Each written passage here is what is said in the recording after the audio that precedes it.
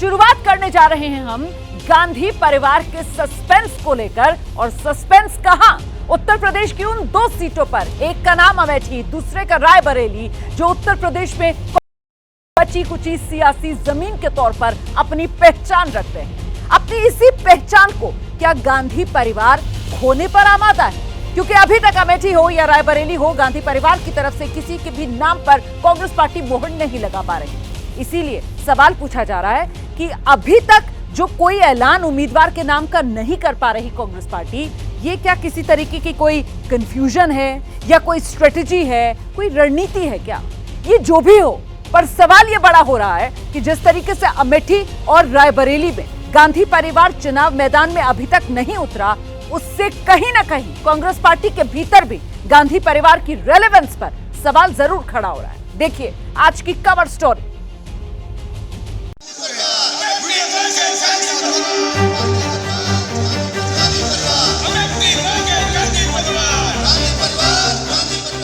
कांग्रेस के कार्यकर्ता अब राहुल गांधी के लिए प्रदर्शन करने पर उतर आए हैं, लेकिन राहुल अमेठी के कांग्रेसियों की सुन नहीं रहे।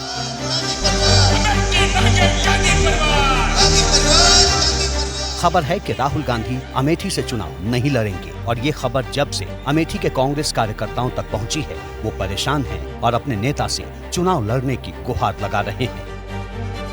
कांग्रेस की सीट है, राहुल गांधी चुनाव लड़ेंगे, वो जीतेंगे। वो अमेठी से प्रत्याशी होंगे।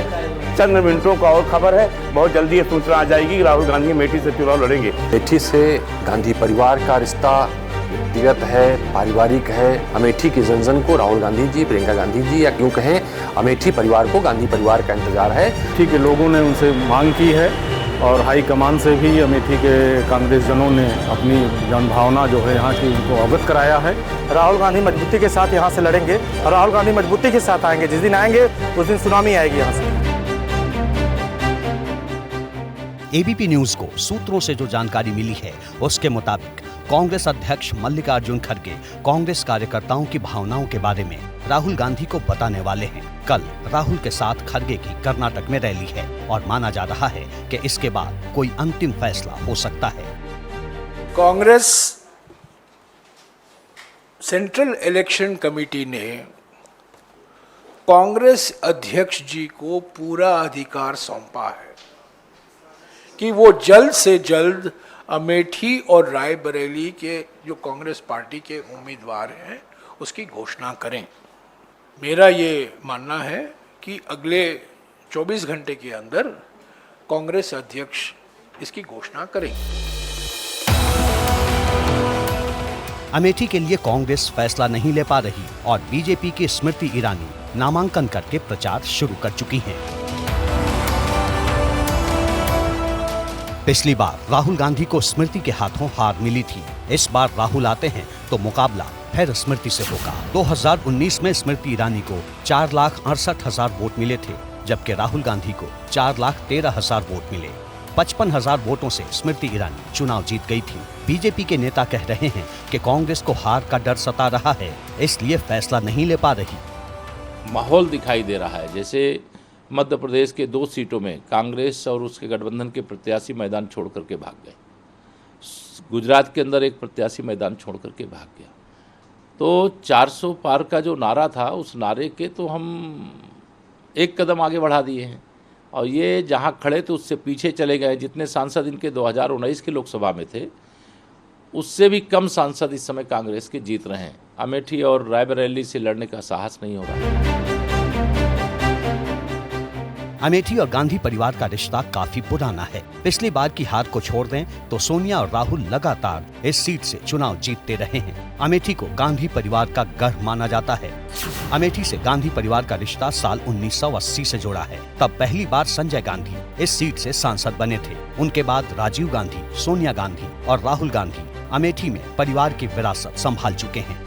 20 मई को यहाँ चुनाव है और 3 मई तक नामांकन हो सकता है। आज का दिन बीत चुका है और कल कांग्रेस क्या फैसला लेती है, इस पर सबकी निगाहें हैं। फिलहाल पार्टी दफ्तर का रंग रोगन कराकर और पोस्टर लगाकर कांग्रेसी राहुल के आने का इंतजार कर रहे हैं। उत्तर प्रदेश में एक सीट है जौनपुर, और जौनपुर की सियासत में एक नया मोड़ आया है। बाहुबली धनंजय सिंह आज जेल से छूटे और गाड़ियों के काफिले के साथ जौनपुर के लिए रवाना हुए। उधर जौनपुर में धनंजय सिंह की ही पत्नी ने चुपचाप बिना किसी तामझाम के अपना नामांकन दाखिल कर दिया। जौनपुर सीट से बीजेपी ने कृपाशंकर सिंह को चुनाव मैदान में उतारा है। वहीं समाजवादी पार्टी ने यहां से बाबू सिंह कुशवाहा को टिकट दिया है। कृपाशंकर सिंह का नामांकन हो चुका है, कल बाबू सिंह कुशवाहा नामांकन करेंगे। जौनपुर के बाहुबली से कैसे पूर्वांचल की सियासत में खलबली मच गई, देखिए ये रिपोर्ट। पहली तस्वीर जौनपुर की है, जहां बीएसपी उम्मीदवार के तौर पर बाहुबली धनंजय सिंह की पत्नी श्रीकला सिंह ने नामांकन दाखिल किया। दूसरी तस्वीर बरेली जेल के बाहर की, जहां से धनंजय सिंह आज बाहर निकले। धनंजय सिंह जेल से निकलने के बाद गाड़ियों के काफिले से सीधे जौनपुर के लिए रवाना हुए। अब धनंजय सिंह के बाहर आने से जौनपुर सीट का चुनाव दिलचस्प हो गया है। समाजवादी पार्टी से बाबू सिंह कुशवाहा यहां से उम्मीदवार हैं। बीजेपी ने मुंबई की राजनीति करने वाले कृपाशंकर सिंह को टिकट दिया है। इन दोनों की लड़ाई को श्रीकला सिंह ने त्रिकोणीय बना दिया है। तैयारी कैसी चली नामांकन? बहुत जोर से चल रहे हैं और हम लोग धमाके से जीतेंगे। ये धनंजय सिंह भी बाहर आ चुके हैं, कब तक आ जाएंगे? शाम रात तक आ जाएंगे। लंबी दूरी ज़्यादा है इसलिए चुनाव करेंगे। बड़ा मार्जिन होगा, बट नंबर आपको 4 तारीख को पता चलेंगे। धूप में कुछ मेहनत ज़्यादा हो रही है क्या आजकल? चलो, इतने लोग हमारे लिए मेहनत कर रहे, उसको देख के हम कोई धूप हमको कुछ फर्क नहीं पड़ता। वैसे तो धनंजय सिंह की पत्नी श्रीकला सिंह ने जौनपुर में बिना किसी तामझाम के अपना नामांकन दाखिल किया, लेकिन धनंजय सिंह का रसूख इलाके में सियासी समीकरण बदलने की ताकत रखता है। यही वजह है कि अब यहाँ लड़ाई कांटे की हो सकती है। जौनपुर में 2.5 लाख ब्राह्मण, 2.5 लाख यादव, 2.5 लाख दलित वोटर हैं, 2 लाख मुस्लिम वोटर और करीब 2 लाख ही राजपूत वोटर हैं। यहाँ बीजेपी उम्मीदवार कृपाशंकर सिंह ने 29 अप्रैल को अपना नामांकन दाखिल किया। मूल रूप से जौनपुर के रहने वाले कृपाशंकर सिंह मुंबई की सियासत में उत्तर भारतीयों का चेहरा माने जाते रहे। पहले उन्होंने कांग्रेस की राजनीति की, अब बीजेपी का झंडा थाम चुके हैं। नहीं, क्या बाहरी आपको जिस तरह से माना जा रहा है? उनको समय, उनके पास और कुछ नहीं देखा। पैदा हुए यहीं पले बड़े लिखे कहाँ बाहरी है? जौनपुर के लिए क्या करेंगे? मैंने कहा कि लोगों का विश्वास जीतेंगे। काम नहीं करेंगे? अरे काम करेंगे तभी विश्वास बढ़ेगा ना। क्या काम करेंगे? बहुत सारे काम जो है, जैसे बेरोजगार है, जौनपुर का आदमी रोजी रोटी के लिए दूसरे प्रदेश से न जाए, ये मेरा बड़ा मुद्दा है। उधर समाजवादी पार्टी से टिकट मिलने के बाद पिछले हफ्ते बाबू सिंह कुशवाहा जब जौनपुर पहुंचे तो सैकड़ों गाड़ियों के काफिले के साथ उनकी एंट्री हुई। सोशल मीडिया पर बाबू सिंह कुशवाहा का शक्ति प्रदर्शन वायरल है। मायावती के जमाने में बाबू सिंह कुशवाहा यूपी के बड़े नेता हुआ करते थे। इन दिनों अपनी पार्टी बनाकर राजनीति कर रहे हैं। हालांकि जौनपुर से लोकसभा चुनाव समाजवादी पार्टी के टिकट पर लड़ रहे हैं। जौनपुर में कुशवाहा वोटरों की संख्या बहुत ज्यादा नहीं है। बावजूद इसके अखिलेश यादव ने अपने माई समीकरण के साथ पिछड़े वोट बैंक के साथ जीत की रणनीति बनाई है। कृपाशंकर सिंह को मोदी के नाम और एनडीए के कोर वोटरों के साथ अपने स्वजातीय राजपूत वोटों का सहारा है। लेकिन धनंजय सिंह की पत्नी के मैदान में आने के बाद न सिर्फ राजपूत वोटरों के टूटने का खतरा है, बल्कि दलित वोटों के बेस के साथ धनंजय सिंह की पत्नी मजबूत दावेदार बन गई है। पिछली बार बीएसपी को जौनपुर में जीत मिली थी, तब बीएसपी उम्मीदवार को 5 लाख वोट मिले थे, जबकि बीजेपी को 4,40,000 वोट मिले थे। 2009 में धनंजय सिंह बीएसपी के टिकट पर चुनाव जीत चुके हैं। धनंजय सिंह बाहुबली नेता हैं, उनके खिलाफ कई मामले चल रहे हैं। इधर दिल्ली की सियासत में कांग्रेस की जो राह है वो मुश्किल होती जा रही है। पहले प्रदेश के अध्यक्ष दिल्ली में कांग्रेस के लवली ने अपना पद से इस्तीफा दे दिया और अब धीरे धीरे पार्टी के कई सीनियर नेता जो हैं वो भी अलग रास्ता तलाश रहे हैं। असल में विरोध जो है वो कन्हैया कुमार और उदित राज की उम्मीदवारी को लेकर दिल्ली कांग्रेस के नेता दोनों को बाहरी बताकर टिकट देने का विरोध कर रहे हैं। और वहीं दूसरी तरफ कांग्रेस उम्मीदवार कन्हैया कुमार जीत के लिए अरविंद केजरीवाल की पत्नी सुनीता केजरीवाल का आशीर्वाद लेने पहुंचे।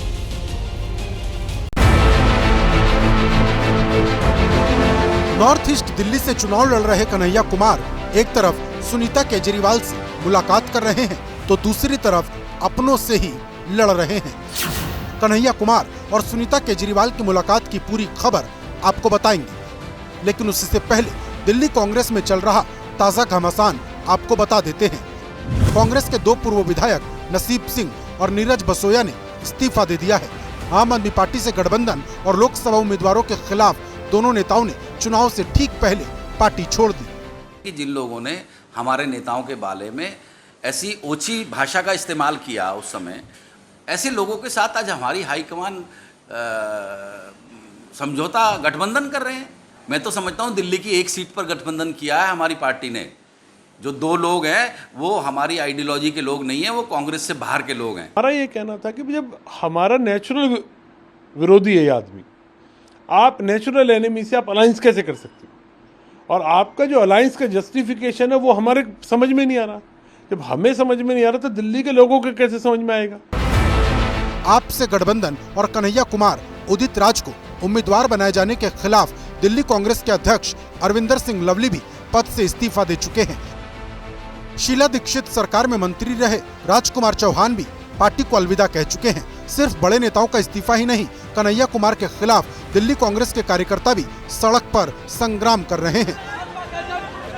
रविवार को कन्हैया कुमार के समर्थक और विरोधी आपस में कैमरे के सामने लड़ गए। विरोध कर रहे कार्यकर्ता खुलकर कन्हैया के खिलाफ बिगुल बजाए हैं।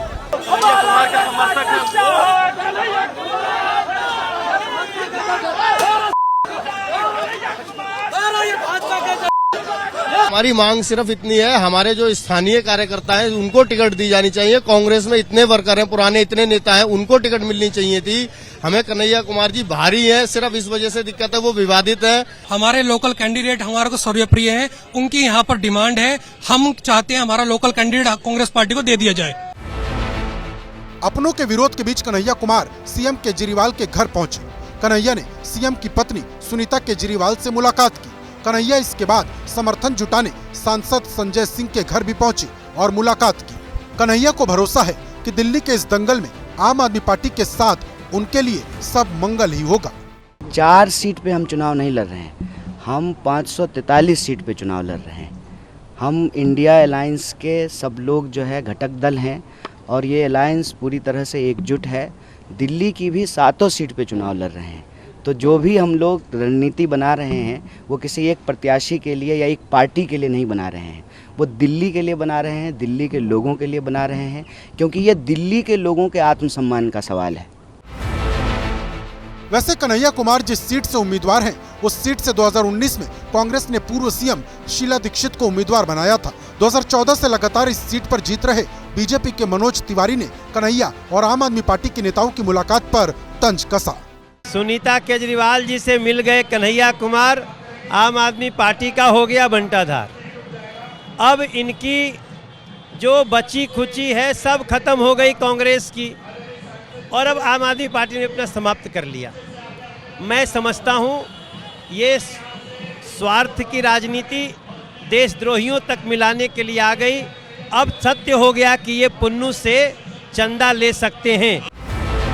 दिल्ली में 25 मई को वोटिंग होगी। उम्मीदवार नामांकन कर रहे हैं। इंडिया के बैनर तले कांग्रेस और आम आदमी पार्टी एक साथ है, लेकिन कांग्रेस के लिए चुनाव लड़ने से ज्यादा अपने संगठन को बचाने का चैलेंज है, जो कि कन्हैया की उम्मीदवारी के बाद लगातार बढ़ता ही जा रहा है। जम्मू कश्मीर के अनंतनाग राजौरी लोकसभा सीट पर चुनाव की तारीख बढ़ाए जाने का विवाद गहराता जा रहा है। आज महबूबा मुफ्ती की पार्टी पीडीपी के कार्यकर्ताओं ने चुनाव आयोग के फैसले के खिलाफ प्रदर्शन किया है। असल में बर्फबारी और बाढ़ की वजह से घाटी के कई इलाकों में हालात खराब हैं और इसी वजह से चुनाव आयोग ने राजनीतिक दलों से सलाह लेकर तारीख आगे बढ़ाई है, लेकिन पीडीपी को इस पर जबरदस्त ऐतराज है।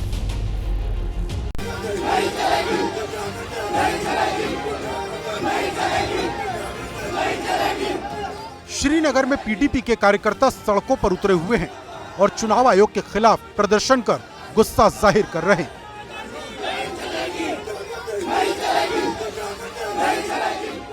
अनंतनाग लोकसभा सीट पर चुनाव की तारीख बढ़ा दी गई है और पीडीपी कार्यकर्ता इसी बात को लेकर नाराज हैं। इस समय पीडीपी के दफ्तर में मौजूद हैं, जहां पे जमा कार्यकर्ता जो है विरोध प्रदर्शन के लिए और दफ्तर से बाहर जाना चाहते थे, लेकिन पुलिस ने गेट बंद कर दिया है और यहाँ पे जो लगातार जो है झड़पें पीडीपी कार्यकर्ताओं और पुलिस के बीच हो रही है। इलेक्शन कमीशन के विरोध में यहाँ पे प्रदर्शन हो रहे हैं। बीजेपी पार्टी को लेकर यहाँ पे जो है बैनर्स दिखाए जा रहे हैं और पुलिसकर्मी है यहाँ पे पहुंचा है, इसीलिए गेट बंद कर दिया गया है।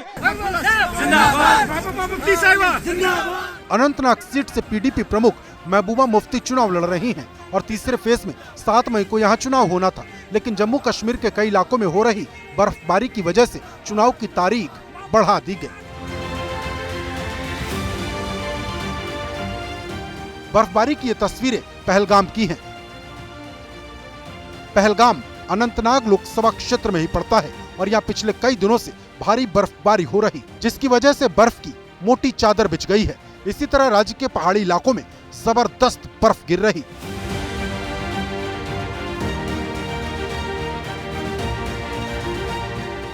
राज्य के कई इलाकों में बाढ़ की वजह से भी हालात खराब हो चुके हैं और इसी खराब मौसम को देखते हुए आयोग ने अनंतनाग राजौरी सीट पर चुनाव की तारीख 7 मई से बढ़ाकर 25 मई कर दी है। महबूबा मुफ्ती की पार्टी पीडीपी का आरोप है कि चुनाव नतीजे प्रभावित करने के लिए तारीख बदली गई।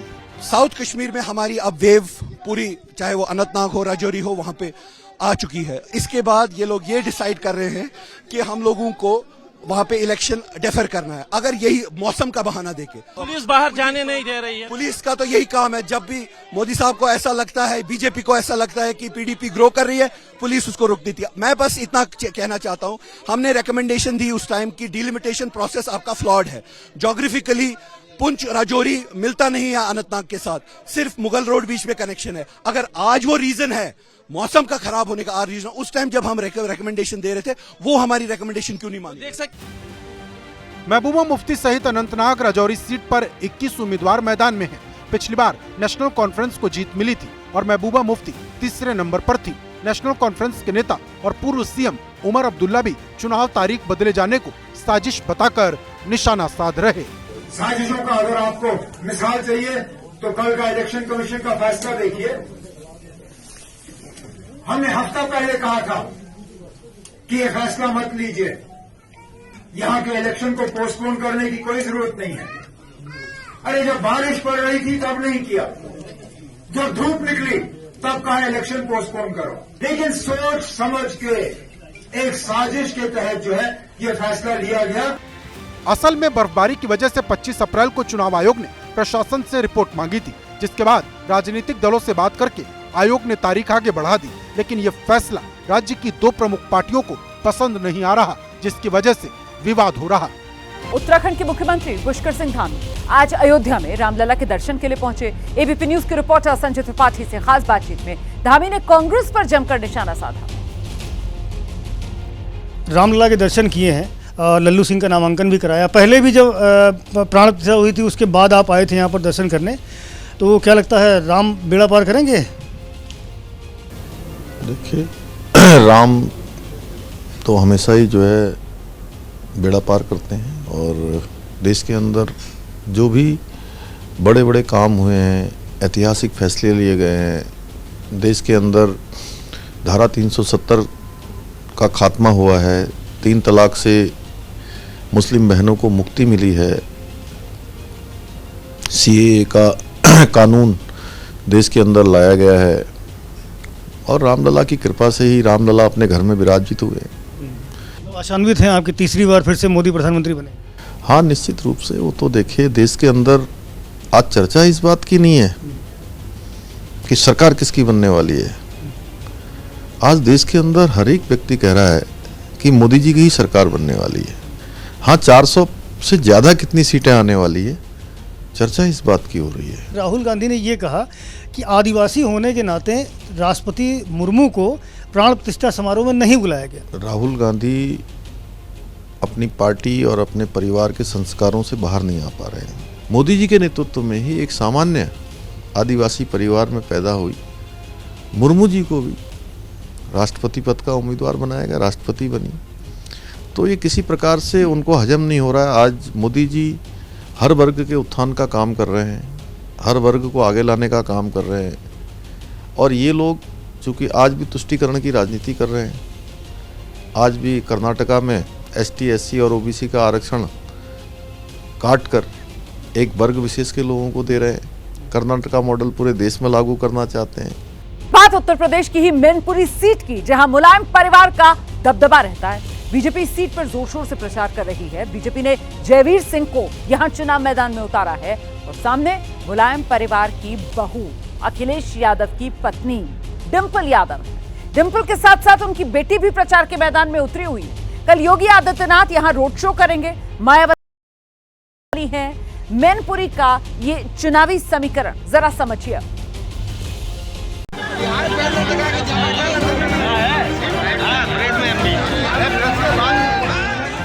मैनपुरी से बीजेपी उम्मीदवार जयवीर सिंह वोटरों को लुभाने के लिए बैलगाड़ी से प्रचार करने निकले हैं।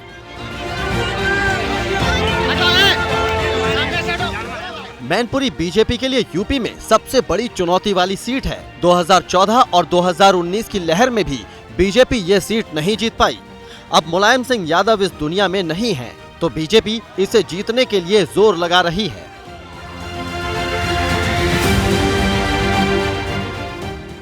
बीजेपी ने जयवीर सिंह को मैदान में उतारा है, जो जीत का दावा कर रहे हैं।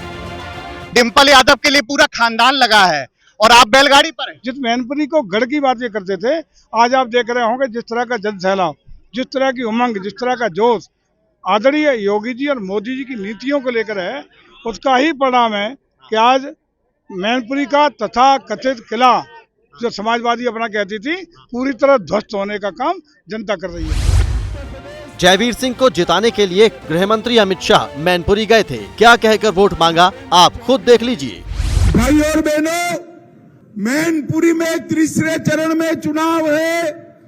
7 तारीख की सुबह सुबह आपको मतदान कर हमारे नेता जयवीर सिंह को चुनकर संसद में भेजना है। मैं आपको बताता हूं, जयवीर सिंह को सांसद आप बना दो, बड़ा आदमी बनाने का काम नरेंद्र मोदी जी करेंगे। मैनपुरी से अभी डिंपल यादव सांसद हैं, जो मुलायम सिंह यादव के निधन के बाद उपचुनाव में जीती थीं। डिंपल मैनपुरी की गलियों में घूम घूम कर प्रचार कर रही हैं और दावा कर रही हैं कि उनका मुकाबला किसी से नहीं है। कितनी कॉन्फिडेंट इस बार आप हैं? मैं समझती हूँ ग्राउंड में जो रिपोर्ट्स आ रही हैं और जैसे हम लोग संपर्क कर रहे हैं, तो बहुत लोग पॉजिटिव हैं और इस बार मैं समझती हूँ बहुत अच्छे मार्जिन से मैनपुरी हम जीतेंगे। बीजेपी का ये कहना है कि हमने अमेठी, मतलब टफ सीट्स की उन्होंने बात की, आजमगढ़ हो, रामपुर हो, सब हमने जीत ली, तो फिर बाकी जो बची हुई सीटें हैं वो भी कोई बहुत बड़ी चुनौती नहीं। सब हमने जीत ली हैं, तो ये भी कोई चुनौती नहीं। मैं समझती हूँ परिस्थितियां इस बार चुनाव में बहुत ही अलग हैं और अगर वो सोच रहे हैं कि 80 में से 80 सीट वो जीत रहे हैं तो अच्छी बात है, सोचने दीजिए। लेकिन मैं कहना चाहूंगी इस बार उत्तर प्रदेश में समाजवादी पार्टी बहुत अच्छा परफॉर्म कर रही है। डिंपल यादव के लिए इस सीट पर उनकी बेटी अदिति भी प्रचार कर रही हैं। अदिति के प्रचार का वीडियो सोशल मीडिया पर वायरल भी हो रहा है। आदिति के भी बहुत सारे वीडियोस देख रहे हैं, तो आप लोगों के कहने पर या उनका खुद का ये डिसीजन था कि वो चुनाव मैदान में उतरेंगी प्रचार के लिए? मैं समझती हूँ वो खुद का डिसीजन था और क्योंकि मैं माँ हूँ और जैसे कि आपने कहा मेरी बेटी अदिति, तो डेफिनेटली वो मेरा सहयोग किसी न किसी रूप में करना चाहती थी, यानी उसका खुद का इनिशिएटिव रहा है। ऐसा तो नहीं कि वो उनकी रिहर्सल हो रही है और अगली पीढ़ी वही आगे बढ़ाएंगी? आप आजकल की पीढ़ी इतने फॉरवर्ड है and it was her own decision कि वो आई हैं और अच्छी बात है आई हैं, तो ग्राउंड में सीख रही हैं। 1996 से लगातार इस सीट पर समाजवादी पार्टी का कब्जा है। यहाँ तीसरे फेज में 7 मई को चुनाव है। उद्धव ठाकरे के बेटे यूथ शिवसेना उद्धव गुट के अध्यक्ष आदित्य ठाकरे ने चुनाव प्रचार में हिंदू मुसलमान को लेकर बीजेपी को घेरा है। एबीपी न्यूज से खास बातचीत करते हुए आदित्य ठाकरे कह रहे हैं इस बार बीजेपी की सरकार नहीं बनेगी। देश के युवा नेता, महाराष्ट्र के बड़े पॉलिटिकल चेहरे स्वर्गीय बाला साहब ठाकरे के ग्रैंडसन, पूर्व मुख्यमंत्री राज्य के उद्धव ठाकरे साहब के बेटे आदित्य ठाकरे साहब, बहुत बहुत शुक्रिया आदित्य ठाकरे साहब, आपने वक्त निकाला और मुझे पता है कि बहुत आप इंगेज्ड हैं इस वक्त कैंपेन में। डिस्पाइट दैट आपने वक्त निकाला एबीपी न्यूज़ के लिए, बहुत बहुत शुक्रिया। न्यू दिल्ली में आपको पता चला होगा तमाम स्कूलों में एक मेल सर्कुलेट कर दी गई, बाद में पता चला होक्स है, पेरेंट्स बड़े दहशत में आ गए कि बच्चों के स्कूलों में बॉम्ब लगा दिया गया, हालांकि वो होक्स आया। आप तक ये खबर पहुंची होगी, आपने देखा? मैं देख रहा था, न्यूज़ पे देख रहा था, सोशल मीडिया पे भी देख रहा था, और मैंने आतिशी जी का भी ट्वीट देखा कि सब शांत रहे क्योंकि अभी तक कुछ हुआ नहीं है, और इस पैनिक में कामिंग इफेक्ट थोड़ा उन्होंने किया है। भरे चुनाव में ऐसा हो रहा है, तमाम तरीके की पॉलिटिकल बयानबाजी भी होने लगी इसको लेकर के, इसको कैसे देखें? ये खराब है। ये बात जो पॉलिटिकल एंगल जो आता है, अगर ये भाजपा के राज्य में हो तो पॉलिटिक्स ना करे ऐसे कहा जाता है, विरोधी पक्ष के राज्य में हो तो पॉलिटिक्स हो जाता है, तो ये बात थोड़ी खराब है। सर, आपको नहीं लगता कि इस तरह की चीज़ें सामने आए तो इस बात का डर रहता है कि वोटों का ध्रुवीकरण हो जाए, जिस तरह के मुद्दे अभी चल रहे हैं? मुझे लगता है कि ये तो एक बात रही, लेकिन अगर आप देखें तो ओवरऑल अगर हमारे देश में 10 साल के बाद वोटों का पोलराइजेशन तो चल रहा है, और ये बात बीजेपी कर रही है, वो सबसे डरावनी बात है। जिसने 10 साल राज किया है, बहुमत की सरकार चलाई है, अगर उनके प्रचार में हिंदू मुस्लिम पे आ जाए, उनके प्रचार में मांस मटन मच्छी पे आ जाए, तो फिर बात 10 साल की अगर आप करें तो फिर 10 साल में किया क्या?